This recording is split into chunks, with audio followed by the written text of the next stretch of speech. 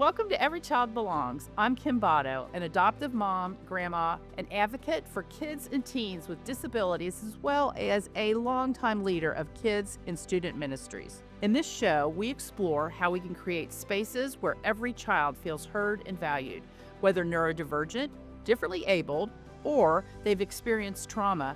Every child belongs. We'll hear from educators, parents, professionals, and more, finding practical ideas that help build a compassionate and supportive world for every child. Let's get started. Today, I'm so excited to have Lamar Hardwick on with us. Lamar, we travel in a lot of the same circles. We have a lot of the same friends. And this morning is the first time we've really had a conversation. Now, I've read your book, Disability in the Church, A Vision for Diversity and Inclusion. Really, it impacted me. I actually, with your permission, quoted you in the book that I just wrote. So for those of you who aren't familiar, Lamar is a husband. He's a father. He's a pastor. He's an author. He's a speaker.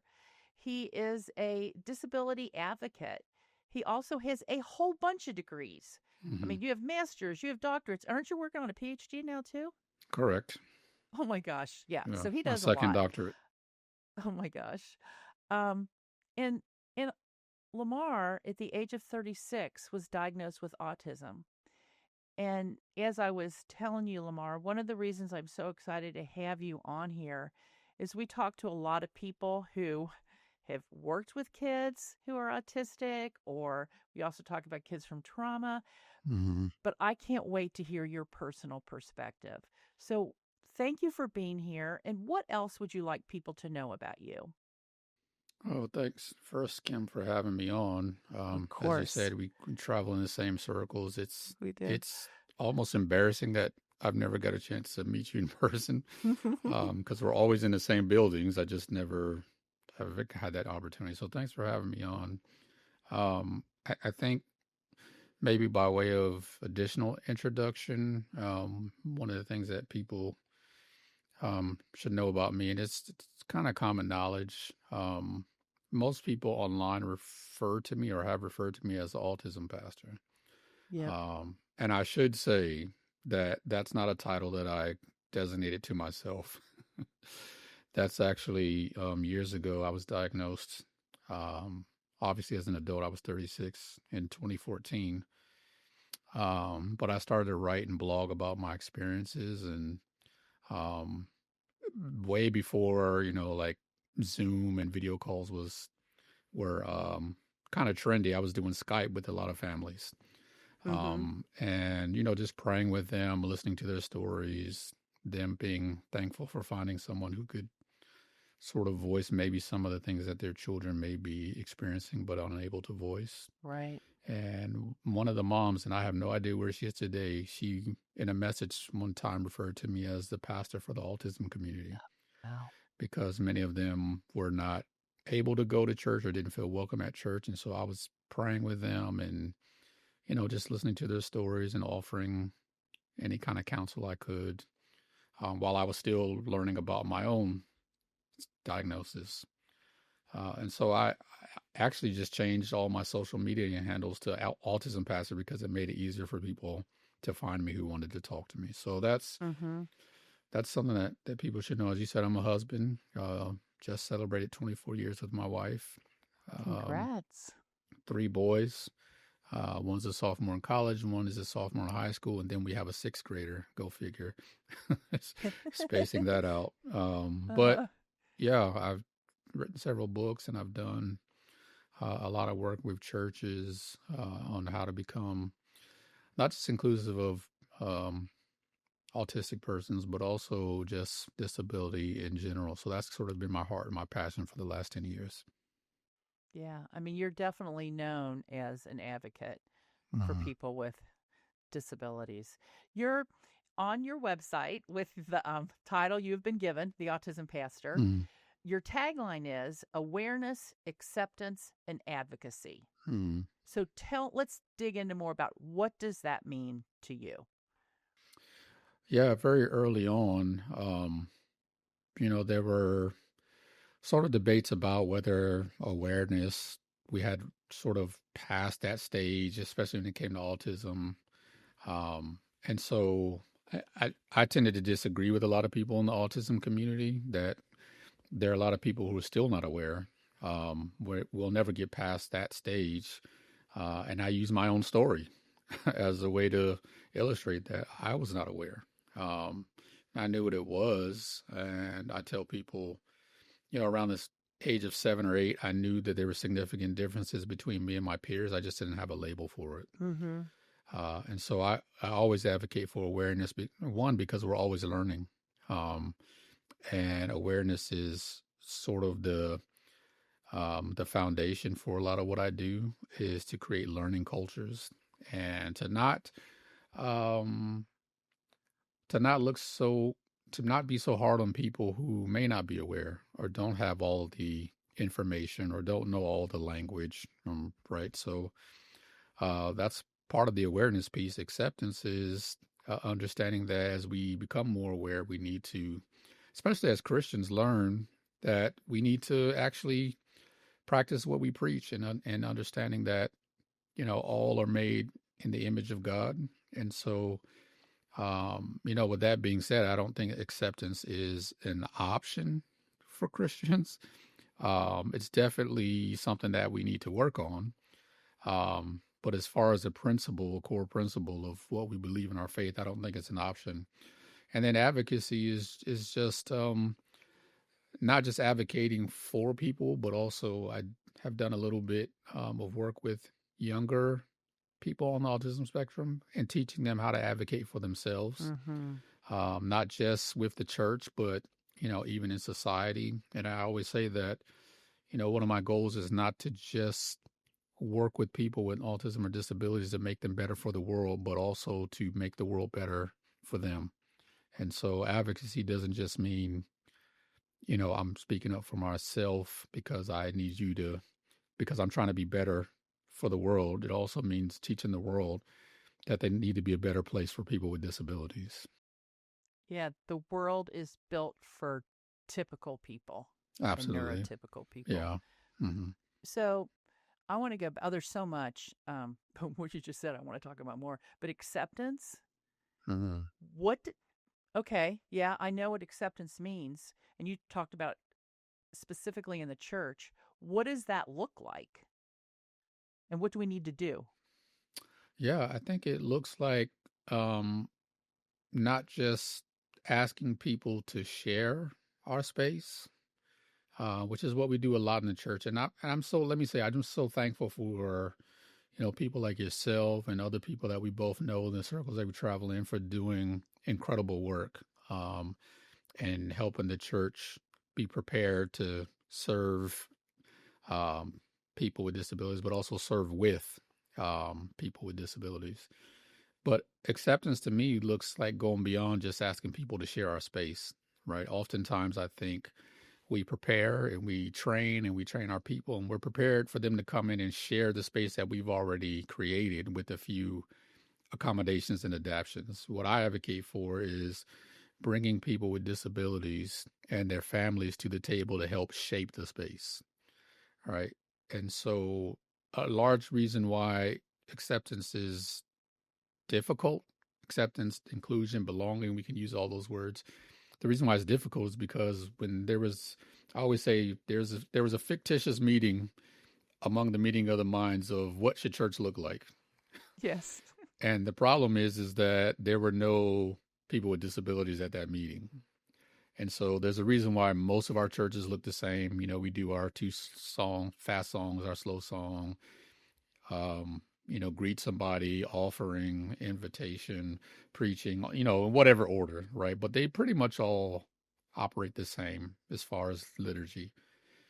And for the most part, there has been little to no consideration about how those things, not just on Sunday, but even our weekday programming, affect people with disabilities and their ability to access those programs and those Sunday worship services. And so I say, part of acceptance is making sure that we change the culture by inviting persons with disabilities and their families to the table to shape the space.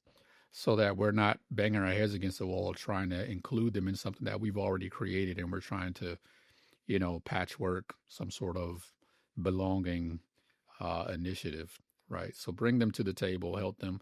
They'll tell you, this part of the service is something that can be a barrier for us. This programming that you do is not easily accessible, and not just physically, but emotionally, theologically. What are all the ways that we have not been intentional about including them? And that really only comes with inviting people to the table who can tell you their experiences and tell you what unintentional barriers the church has put up. Yeah, so we're talking proximity. Mm-hmm. They need to be, and not just close to us. We need to give them a microphone or whatever they need in order to communicate Mm-hmm. what their individual needs are. Yeah. Um, one thing we didn't do, and I wanna do this now, is I don't know you very well, Lamar. I Mm-hmm. mean, I've read your books, I've heard you speak.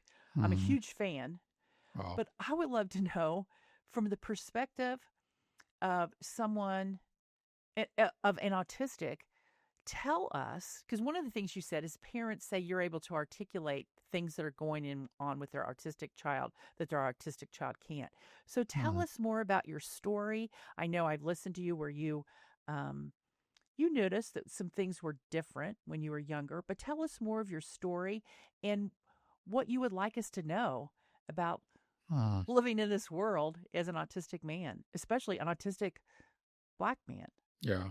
Yeah. Thanks for saying that, because that, um, unfortunately, it does play a significant role.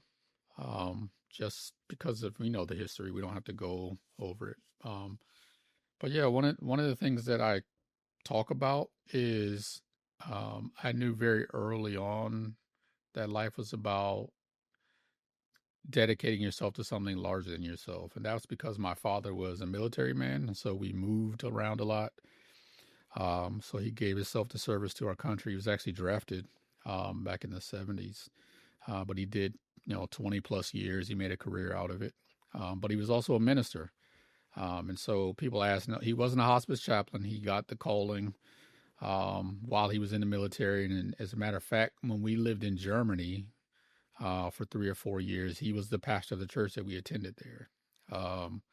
So I grew up watching that. And I knew that, there's something to be said about giving yourself to something larger than yourself. So that's sort of always been with me. So I think it's no surprise that, eventually I became a pastor or did some kind of ministry, because I was raised in that way, that you serve, uh, um, you serve something larger than yourself and something that helps to empower people. And so I bring up the military thing because when I was diagnosed at 36, the therapist that diagnosed me said that that might have been one of the significant barriers to me being diagnosed, was not being in one place for a significant amount of time. Oh. Because if you think about it, a lot of the observations that lead to parents considering a diagnosis is made by the community that they live in. The teachers, the principals, Mm-hmm. the church members, the coaches notice things, daycare workers. Right. But, when you're not in a place for more than 2 or 3 years, the same set of people don't have the eyes on you. Um, so that was a significant experience. And I'm glad you mentioned, being an autistic Black man. She also alluded to that maybe this is true. It was not something that the African American community talked a lot about or even had access to resources. And of course, this was the late 70s. So it's not like overall we knew a whole lot about autism to begin with. Um, Right. but my mom did report, when we were doing some history, that there were some significant things that she noticed. But, in those days, it was boys developed slower than girls, just different sort of platitudes that we had about, how different the differences between gender and those types of things. And so, interestingly enough, no one remembers when I started talking. Eventually I did, obviously. but I was always a quiet kid, and so um, I think even when I was able to verbalize, I just didn't, which we call selective mutism these days. I think there's a new term for it, but um, so yeah, even when I was an adult, people didn't realize I could talk or talk very much, and so I tell people the Lamar you see now uh, is is much different than the Lamar pre-diagnosis, and that's because I spent 2 years with that therapist. So I didn't just get a diagnosis. I stayed with her for 2 years, seeing her at first every week, and then we went to once a month. And my wife also spent time with her, and so I did a lot of work, Kim, to try to untangle sort of this complicated past that I had, having to go through a grief cycle of thinking that every relationship that went wrong was my fault, Mm-hmm. realizing that I didn't understand uh, facial expressions, social cues, voice intonation, those types of things. And we often say that, 90% of communication is nonverbal. I don't know if it's quite 90%, Right. but you can imagine, even for someone like myself who is verbal, most of what is said is not actually being said. And I tell people, you get a translator in your head about 18 months to 2 years, except I don't have one. And so if the whole world is saying things with their bodies and their faces and their voice intonation and things like sarcasm and those types of things that require you to understand body language, you can imagine if I'm not getting upwards to 90% of that, it's extremely difficult, Very no difficult. matter how intelligent Very you are. difficult. So yeah, that's a huge part of my story. And the reason why I saw the diagnosis at 36, I was actually the youth pastor of a church that I formerly pastored. Um, the predecessor who brought me in had resigned, and I was being considered to be the next lead pastor of the church. And I really struggled, Kim, like, because I spent most of my time in my ministry up until that point with youth and young adults. And I like to joke that all teenagers are socially awkward. So we just we just kind of got along, right? When I went to that church, Uh-huh. there were 12 Right. kids. Within the year, I had 150 because all of the awkward, weird, marginalized, ostracized kids in the community, where they were neurodivergent or not, they felt comfortable because I got them and they got me. And so all the kids who weren't welcome at all the other local churches ended up coming to our church. And so our pastor resigned, and they were considering, because they liked the way that I preached.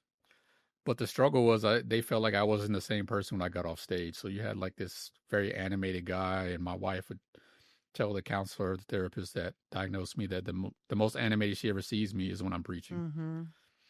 Other than that, it's like I'm robotic, which is one of the words kids used to call me when I was a kid. Um, Which is due to having to have those social interactions that are difficult where you're not picking up on 90% of mhm. what is being said. Is that correct? Is that what makes it Yeah, difficult? absolutely. That's a part of it. Also, when I was very younger, my voice was very monotone.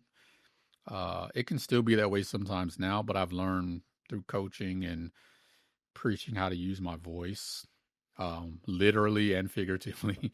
Mm-hmm. But yeah, that was a part of it. And so, I share with people that I did do a lot of work with that therapist. Things that I'm able to do now, like travel. We talk about being in the same circles. Travel, speak at conferences. I actually had to work on that. I had a friend who I traveled with for 2 years at conferences.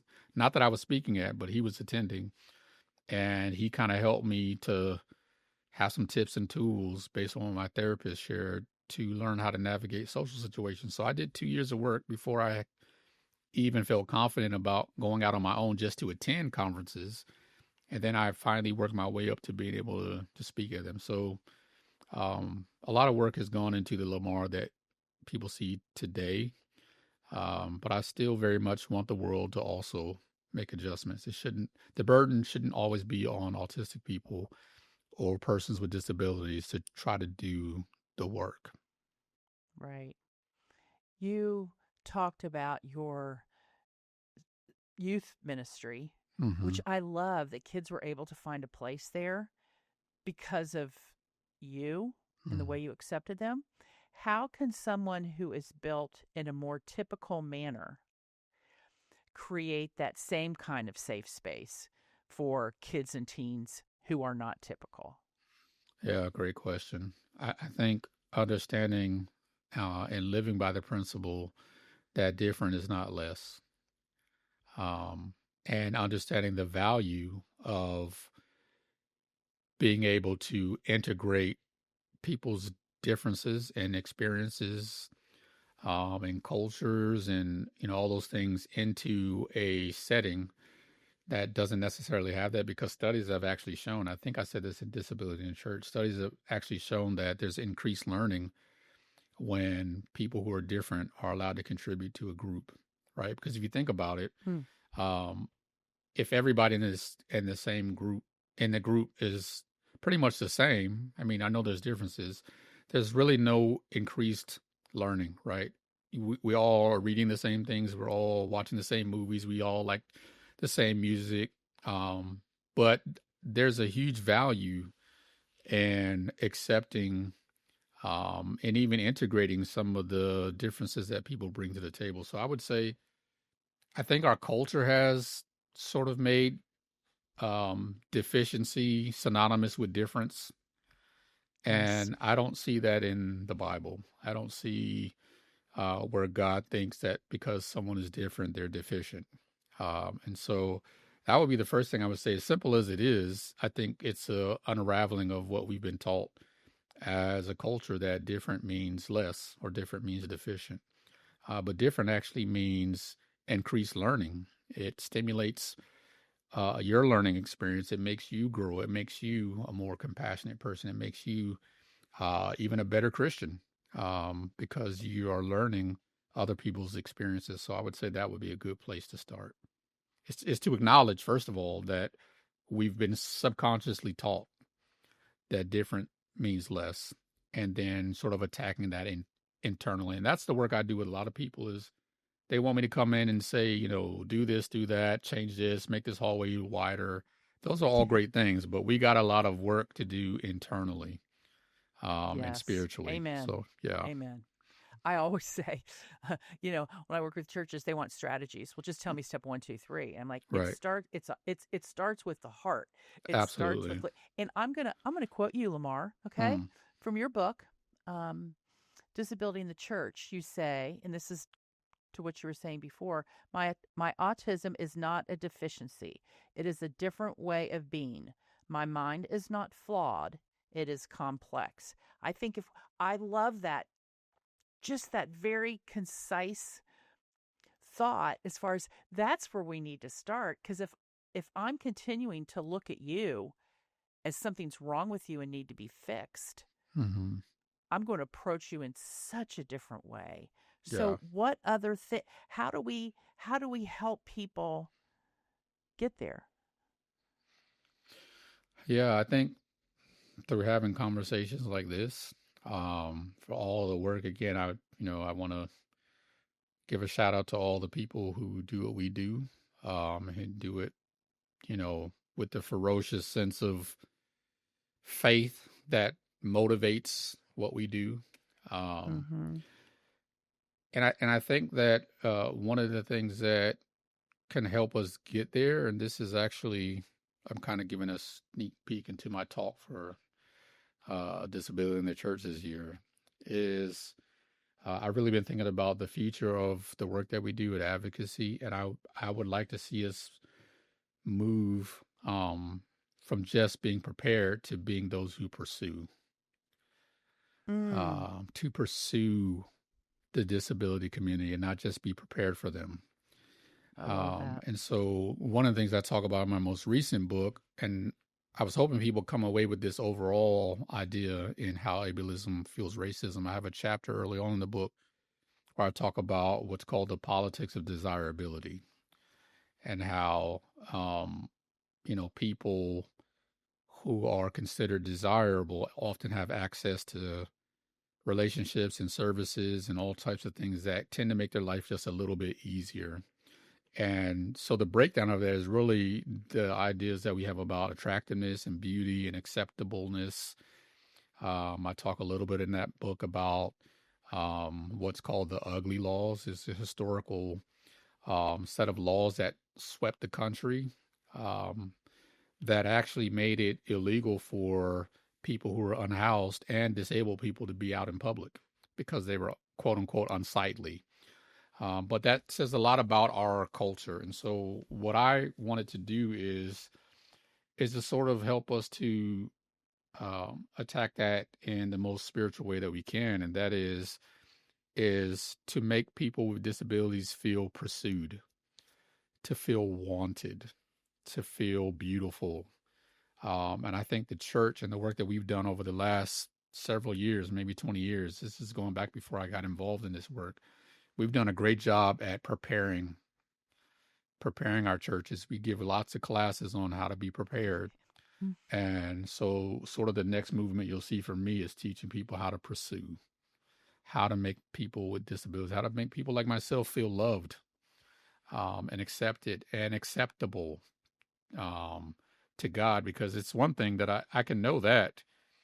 And for most people that I've talked to over the last 10, 11 years, they don't have an issue with them feeling like God accepts them. Unfortunately, they have an issue with feeling like God's people accept them. Mm-hmm. And so one of the ways that we could do that, to answer your question, is to turn on the pursuit, to go after them like the lost sheep.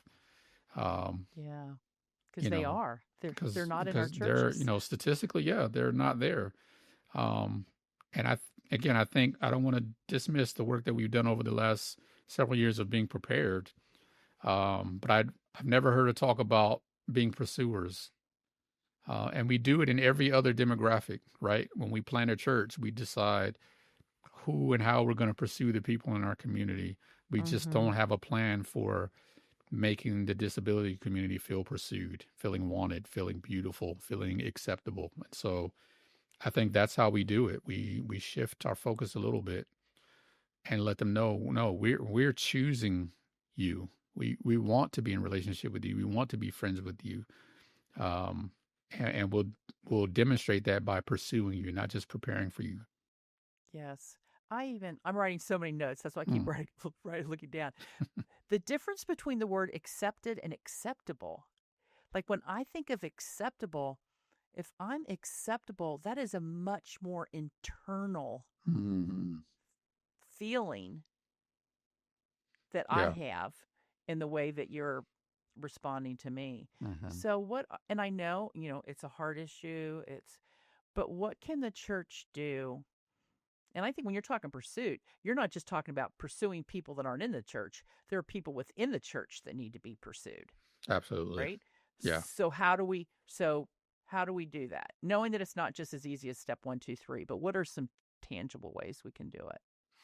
Yeah. So I'll go back to the um, the point I made about bringing persons with disabilities and their families to the table, Uh-huh. seeking them out. One of the things that I had to do after my diagnosis, I was pastoring a church in a small town in Georgia, but it was a fairly large church for this population. And one of the things that I learned after I disclosed my own diagnosis is that I had people on my staff that had disabilities that I didn't know about.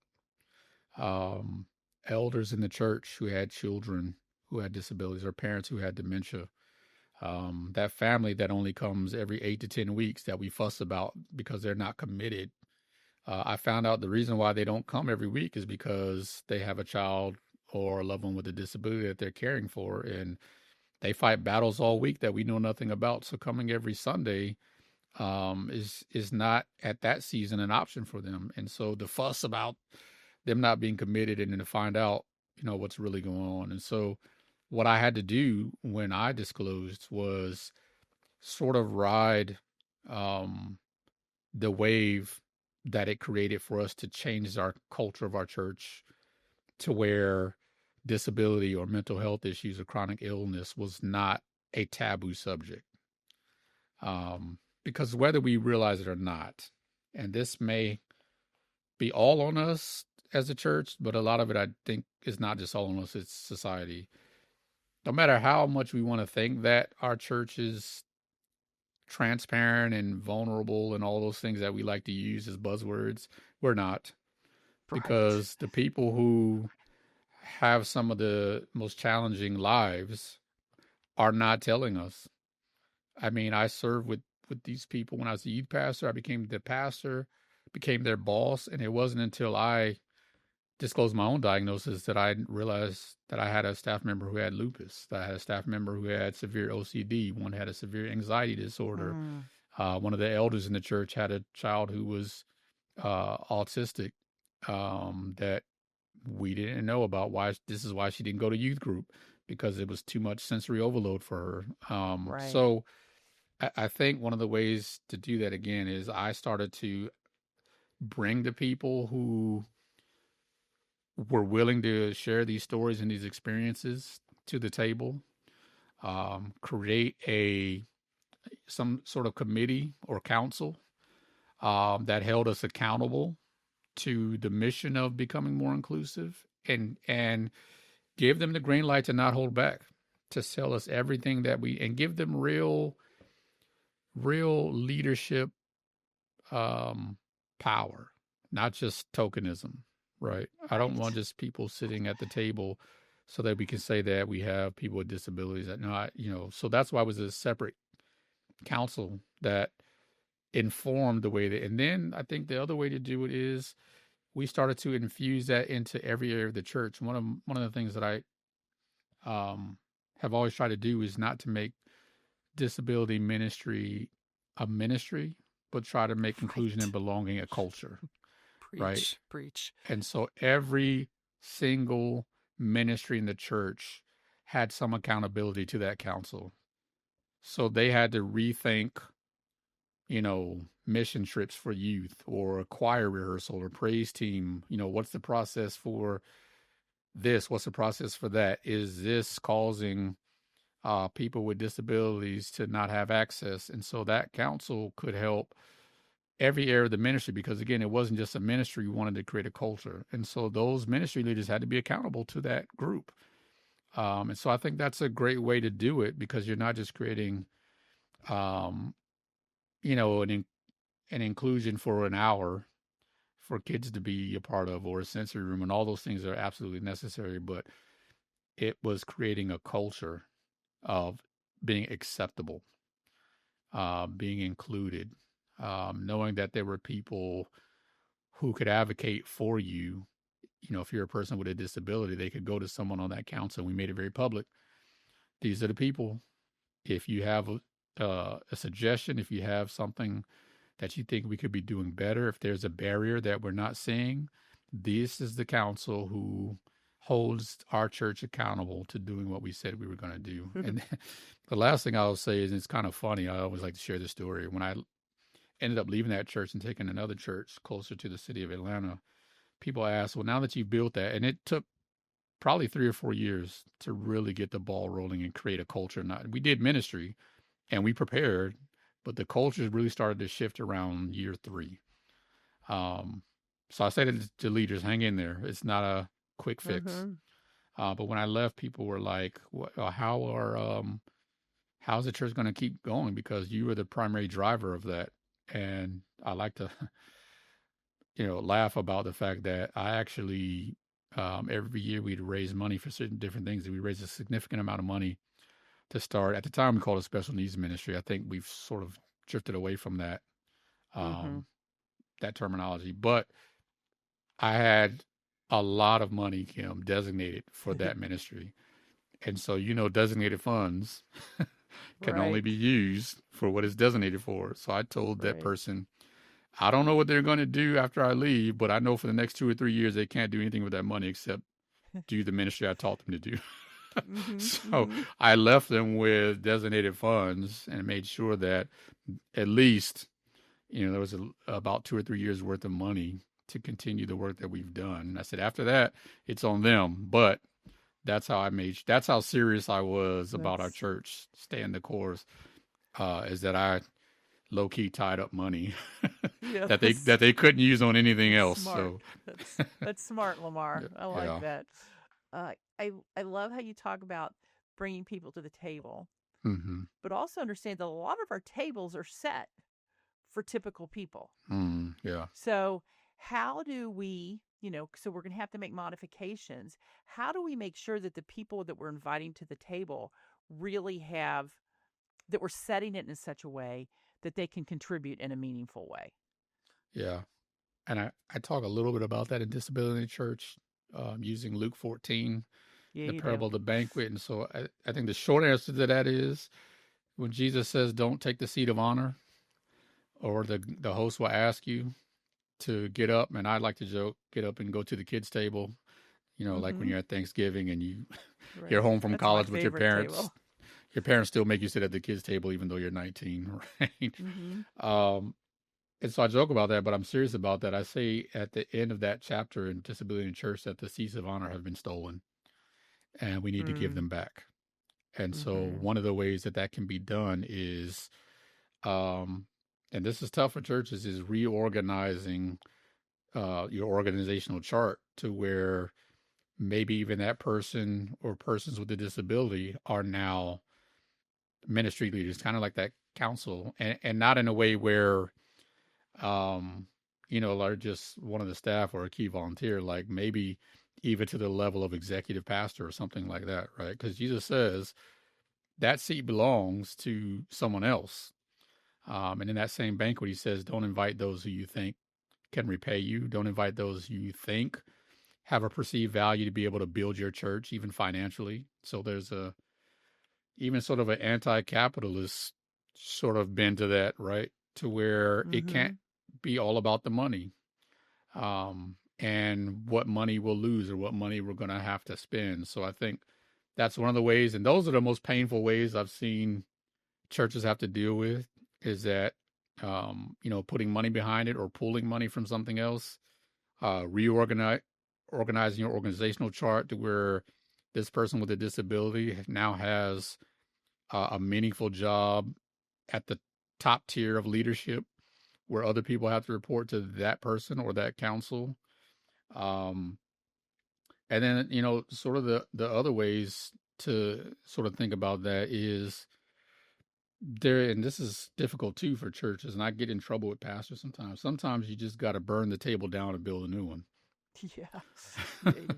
Yeah, you And that's do. hard because there's some things that I would tell churches, you just have to stop doing that. And they're like, what? We've been doing this for 100 years. And I'm like, yeah, but if you want people who are disabled to have access to your church. So one example would be, and it's not a huge example, but it is for that church. I had a church that I was consulting with, and they used to do communion at night, sort of in the tradition of when you read the scriptures, they went out at night and they were in the garden. So I told them that you do realize that you are not making this accessible to your older members who have vision problems who don't drive at night. Mm-hmm. Right. And so you are practicing the Lord's table and being exclusive at the same time. And they're like, but we've always done it that way. I said, well, that's up to you if you want to change that. But I'm just telling you that there's a huge number of elderly people who have, quite honestly, financially supported this church for years, Mm-hmm. because it was a family church, it was a community church. So, you have the same families for generations. And but when they get older, they're not able to Drive in the dark. celebrate communion with you because you do at a time that's not accessible to them. And so it was a simple fix, but it was something that they just didn't think about. And, I know we have ministries where we take communion to people who, are unable, but, for many of them, the issue was not being unable, it was being unaccessible, inaccessible Right. rather. And so they would come. They didn't need you to bring it to them. They just needed you to be willing to change the time so that they could participate. Because again, this is a communal part of our liturgy as Christians. You want everybody who's able to be together when they do it. And so that's just one example of that particular process and system. We just had to burn the table down and build a new one, Yeah. a new way of doing it so that it didn't exclude people with disabilities. Yeah. We need to strip the term, well, we've always done it that way. That can Yeah. never be a valid reason to No. do something. Yeah. It's not. If you're feeling inspired by today's episode, take the next step with my book, Boundless Hope. It's your go-to guide for practical strategies, encouragement, and wisdom to support kids who are not neurotypical. Get your copy now at kimbotto.com or Amazon and start making an impact today.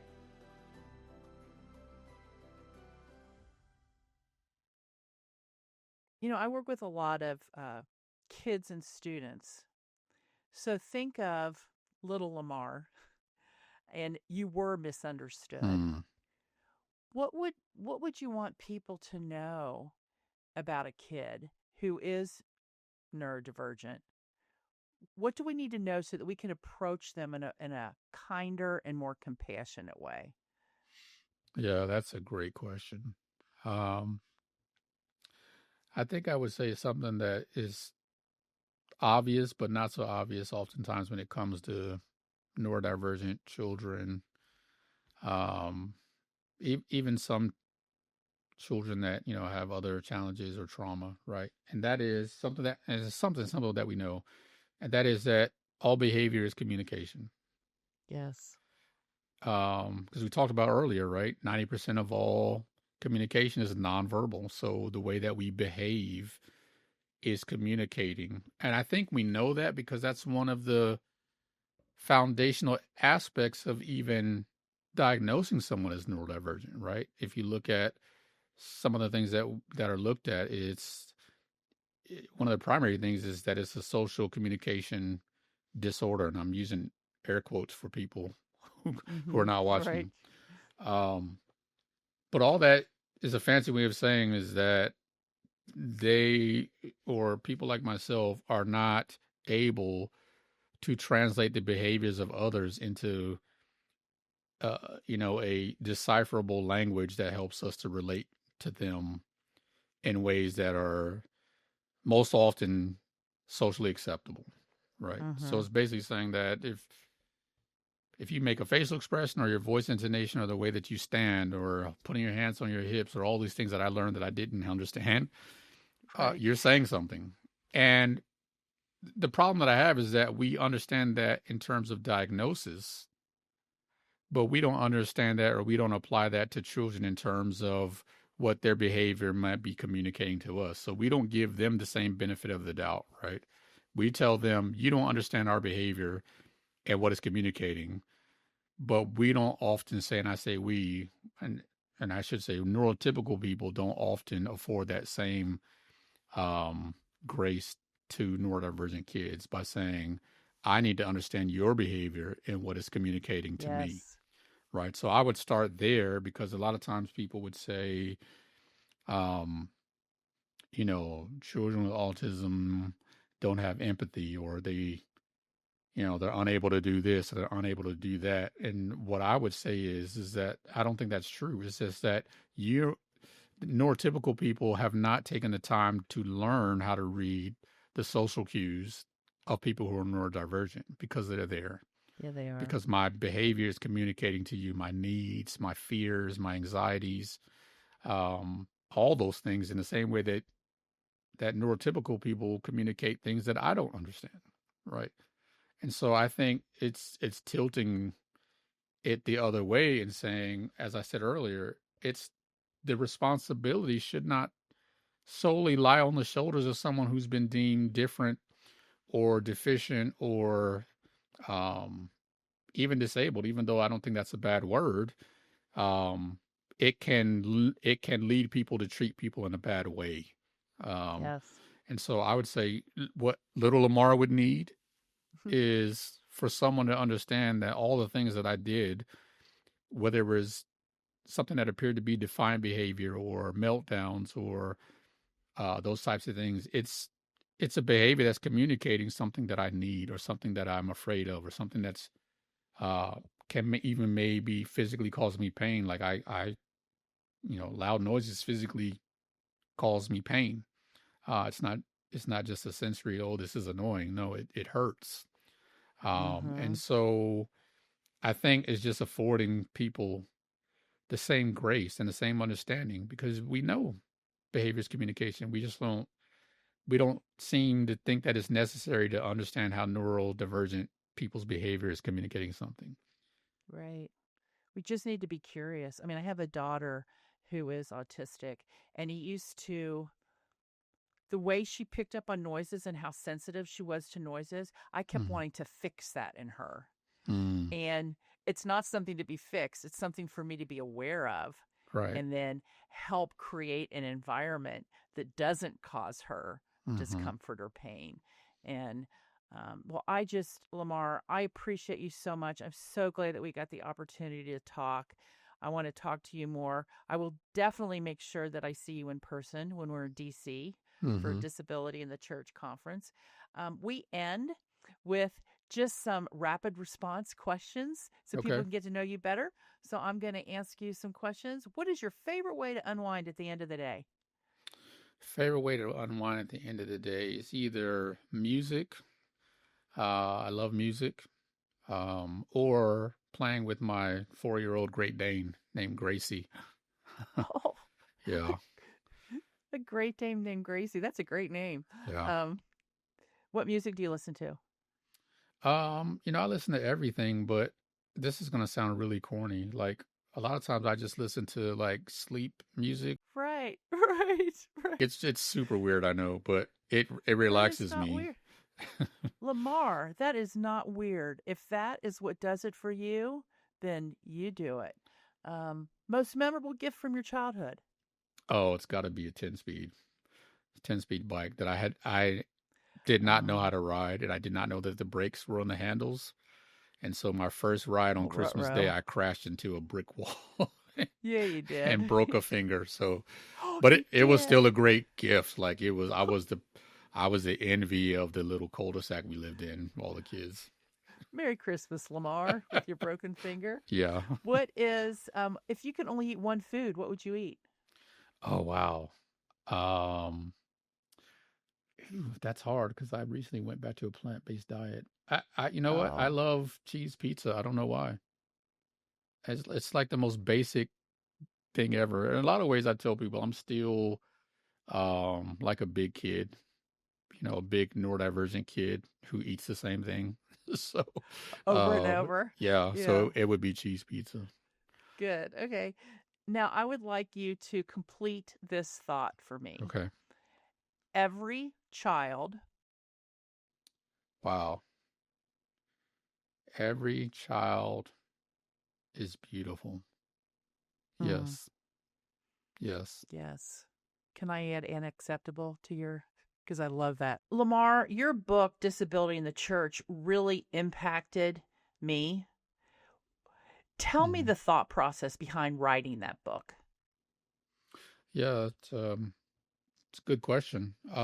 So I noticed, Kim, and you can probably attest to this at the conferences and the gatherings that we often frequent and the people that we know. I noticed very early on that there were not a lot of high level decision makers from churches that attended, and there's so many great people, parents and other people who wanted to make their church more inclusive and more accessible. But I rarely saw pastors. And so, what I wanted to do with this book was to write a book that has enough theology and enough information that would interest Mm-hmm. pastors, but also make it accessible enough for quote unquote lay people to read and to say, hey, pastor or executive pastor or ministry leader, you need to read this. And so we tried to make it, not a long read, something that can easily be read. It's, I think, less than 200 pages, maybe just a little bit more. And it was just an opportunity to put something in the hands of the people that I saw coming to these conferences so that they can read it and take it to their leaders and say, this won't take you long to read. And it's really interesting and it gives a lot of It's good an excellent information. resource. Lamar, thank you so Hmm. much. If people want to get in touch with you, if they want to learn more about you, well, first I'll say, get his Hmm. two books. Hmm. Yeah, so I have a website, autismpastor.com. That's usually the easiest way to find out because it has all the links to my socials, links to my books. Um, All the stuff. when I get a chance, I update the places that I'll be speaking. So that's usually the best way. But if you're looking just on socials, it's just Lamar Hardwick. With the exception of Facebook, I do have a another page called Autism Pastor. Okay, great. Well, I know people want to reach out to you. I just appreciate you. I'm so glad that we got to have a conversation. And Absolutely. thank you. As a mama, mama, grandma, and aunt Mm. to adorable, precious, hysterically funny, autistic individuals, Mm. thank you. Oh, well, thank you for having me. Thank you so much for joining me today on Every Child Belongs. If you found today's episode helpful, please take a moment to like, share, and subscribe to the podcast. And don't forget to share this with a friend who might need to hear it. Together, we can create a world where every child belongs.